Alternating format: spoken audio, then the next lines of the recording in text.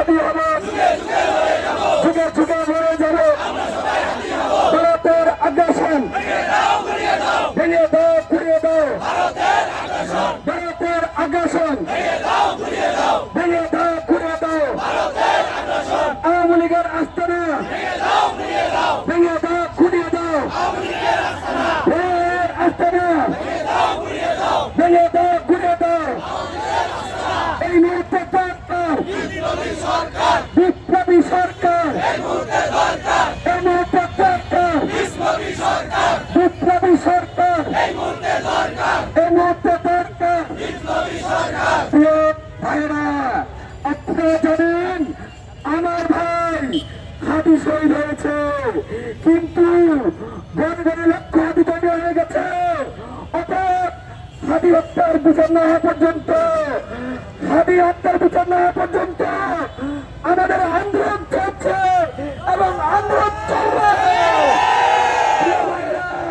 বলতে চাই, আমাদের হাতে 2000 রক্ত শহীদের রক্ত রয়েছে, 30,000 শাহাদাতের রক্ত রয়েছে।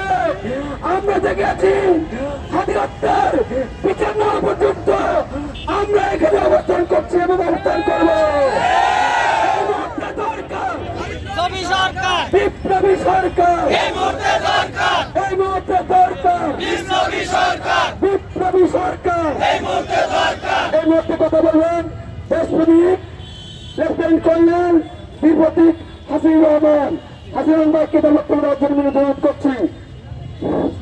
বিসমিল্লাহির রহিম। আমরা সবাই হাদি হব, এই বাইককে আমরা একমত। আমরা দরকার হাদির মতো শহীদ হব। হাতির বিচার করতে হবে, আমাদের অস্তিত্বের লড়াই।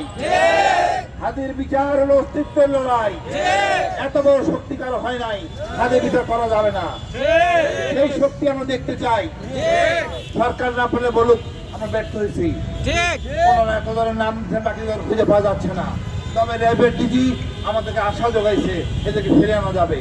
ইনশাআল্লাহ আমাদের ফিরে আনবো, প্রকাশ্যে বিচার করা হবে, ছাড় দেওয়া যাবে না। ইনশাআল্লাহ আমরা এই বিচার নিব।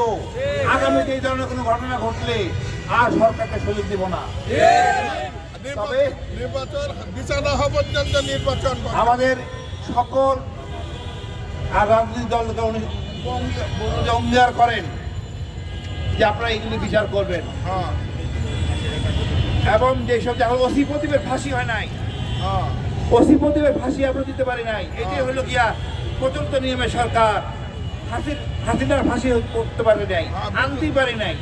সুতরাং এই জন্যই দরকার বিপ্লবী সরকার বা ঐক্যবদ্ধ সরকার।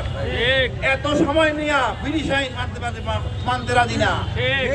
ঘটনা ঘটাইতে সময় নেন নাই, আমরা বিচার করতে সময় নিব না। আমরা অতি দ্রুত হাতি বিচার চাই। বাংলাদেশ দীর্ঘদেবী হোক, নতুন প্রজন্মের বাংলাদেশ ইনশাআল্লাহ বিজয় হবে।